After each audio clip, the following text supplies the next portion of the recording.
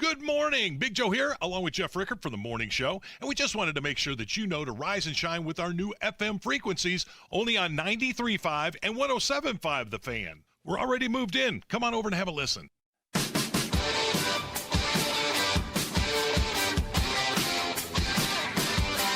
It's the Fan Morning Show with Jeff and Big Joe. Right now, we're talking Colts football. All right, from the DriveHubler.com studios and on the Payless Liquors hotline, brought to you by More Restoration. I think I got it all in. Our buddy Big Jeff Saturday is on the line with us right now. Well, he's not so big anymore, but I tell you what, I feel bigger today, Jeff, just seeing the way our offensive line played as a former guy. I got a big beefed out chest today. Former guy, former offensive lineman. I got a beefed out chest today. Oh, my. Oh, man, you ain't kidding, brother. How about that? That was let's take it to the woodshed right there. I mean, when you talk about offensive line play and imposing your will, all the cliches that we use to talk about just sheer domination, that O-line play, it lights out. And, listen, our defense, both sides completely dominated them yesterday. And like you said, man, get a little chest bump this morning for fellow offensive linemen because, man, what a performance. Jeff, we got to ask you about the keg stand celebration from that offensive line. I won't ask you how many keg stands that you've done in your life, but what did you think when Quenton Nelson got vertical there?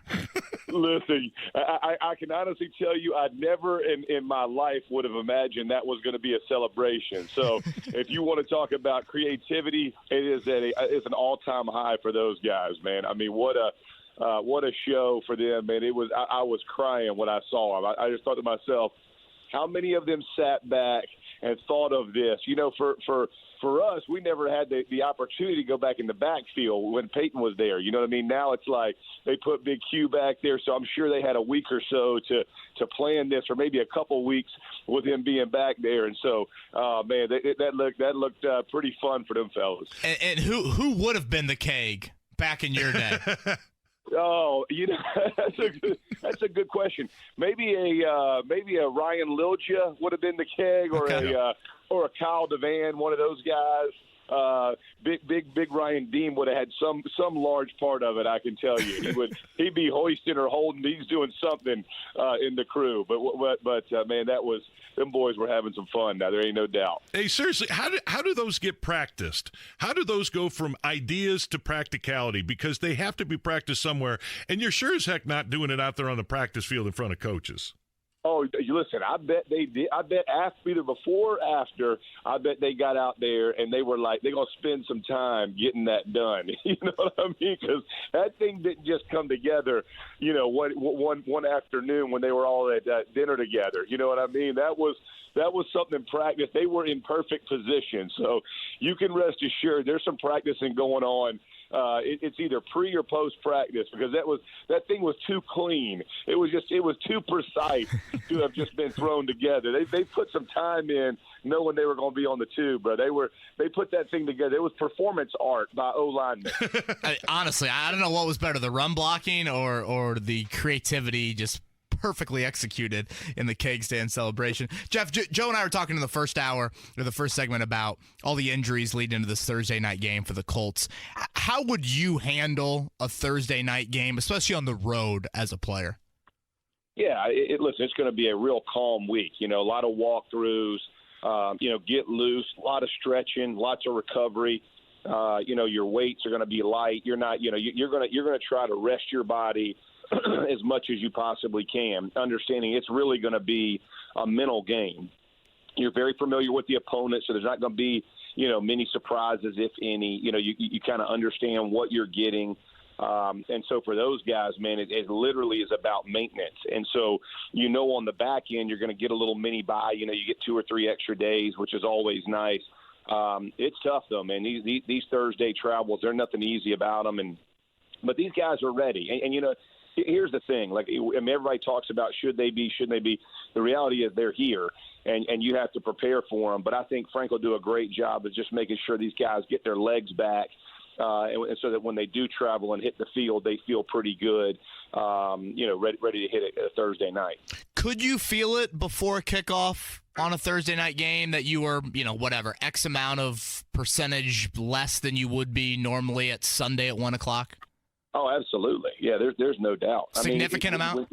Yeah, for sure. Listen, and especially the older you get, as a player, the longer you were, the longer I was in my career, it was much more difficult. I mean, you think about from a practice perspective in the NFL, Thursday practice is usually the first one that you're really feeling. Back when I was playing, we would do stuff Monday. We'd be off Tuesday. We'd come in Wednesday. That'd be kind of an install day. Thursday was your first day of really kind of moving. And now all of a sudden you're playing a game. It's a little bit different now, the way that teams give guys off and that kind of thing, but there's still that window of recovery is still extremely short. And so when you hit that field, I can remember many a day guys look at me and be like, man, I just don't have my legs yet, and those kinds of things.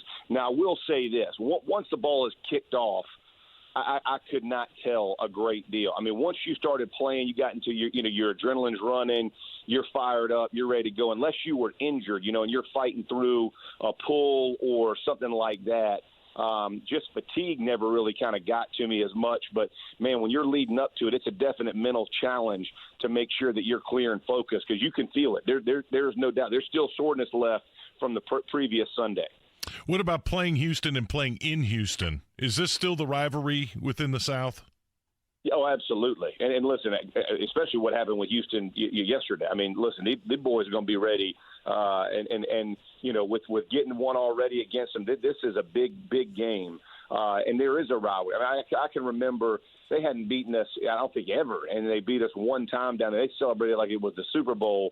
And I think ever since then, it's a little bit personal for both squads. And so I think for this football team, especially going, 3 in a row for us, with obviously yesterday, but now hitting Houston and then a little mini bye in Tennessee, this is a gauntlet for the Colts and one that they need to get these to really solidify their position in the division. So as you're talking about this is where they make hay, man. And they know it. Houston knows it. There's not going to be any, there's no love lost between these two teams, and they know how competitive this is. And this game is massive as far as playoffs go. Jeff, on a short week, the injuries at wideout, no J.J. Watt the second time around in this meeting. You think that even adds to Frank Reich's emphasis of probably wanting to rely on that O-line again, just 5 days after what we saw yesterday? Well, yeah, and remember, I mean, we talked about it last week when we were struggling, is we just couldn't find phase. I mean, Big Joe and I talked about it. It's just one of those things where you never felt like they found a rhythm. Yesterday, there's a rhythm, or there's a rhythm to your offense. There's a rhythm to the plays, those kinds of things. We do extremely well when the rhythm goes through the offensive line. And I understand guys get injured on the outside. I'm never taking away from skill guys. That's not what I mean. But at the end of the day, tempo is set by that offensive line. And when they get into a groove and they really start moving bodies and you're getting, 4 yards a clip, you can't expect 8 yards a clip normally, but you know what I mean? You're getting 4 and 4.5, 5 yards a clip early in the game. Those are going to be big gains late. And that's really where we made hay all season. I mean, if you think about our big plays really come from the run game much more than the passing game, and that's what we have to do. We want to win these games. We want to win playoff games as it changes and transitions to playoff-style football. That's the only way you're going to continue to carry in this league. Okay, now this is interesting because you're talking like in-game, so 264 yards rushing, a couple of backs with 100 yards. You ran the ball 12 more times than you even attempted passes, so that's all great for the game because you did find the rhythm, but what about now all of a sudden when you do have to throw the ball? What does that do to your receivers and your quarterback and the timing and all that kind of stuff?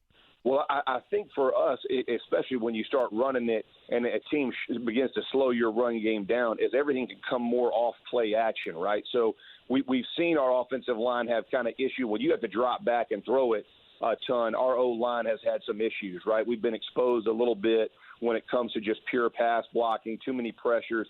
And again, we played a good front yesterday, but you want your QB to stay clean. And so, in my opinion, as you're coming off of play action, it gives Frank and those guys a ton more ability to design plays that stretch the field and get you downfield. You understand what I'm saying? So, in my opinion, as you're working through, it is kind of a blend, and it's a much easier blend when you get that thing going. Even if the run game's not perfect, you're at least forcing linebackers to step up, then getting back in their drops, DB's eyes to go in the backfield, all those things, so the timing doesn't have to be as crisp, and those defensive pass rushers can't get home nearly as quickly. Jeff, we obviously haven't had a chance to ask you about what happened on Thursday night with Myles Garrett and Pouncey and Mason Rudolph and all that stuff. Looking at what Pouncey's role was in that, incident, fight, whatever you want to call it, as a former offensive lineman, what do you think of kind of how he handled things?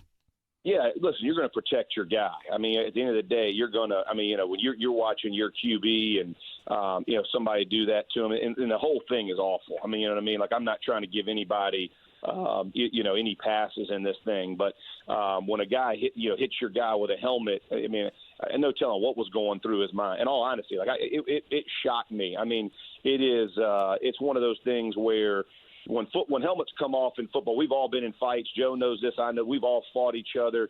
But it's kind of like, I heard a guy say it best. It's kind of like fighting your brother, right? You're going to throw hands at times, but there's always that point where you go, it's not going to cross this one.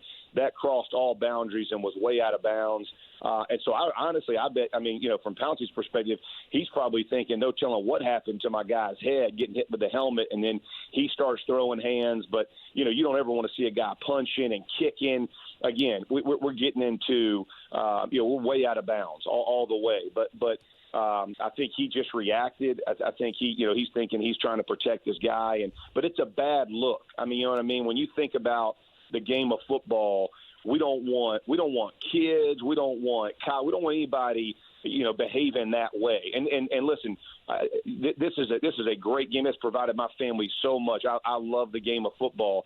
That's not football. Right, like if you talk with Tony Dungy, any of the best coaches, fighting ain't got nothing to do with football, man. Like we have to keep that portion out, and so it was a bad look for our game. I know Myles has apologized, and from here everybody's just kind of got to move on and take whatever punishment came their way. But I think it just went way over the top, and you hate that all these guys are getting suspended, but they earn the suspensions. You can't allow this to happen no matter what the circumstances. You got to control that. We're going from guys having potential getting injured in a game to extracurricular. You can't allow that to happen in this game. All right, Jeff, I know you went into the playoffs this week, and I think you went in on a down note, losing last week. How are things going with your high school team?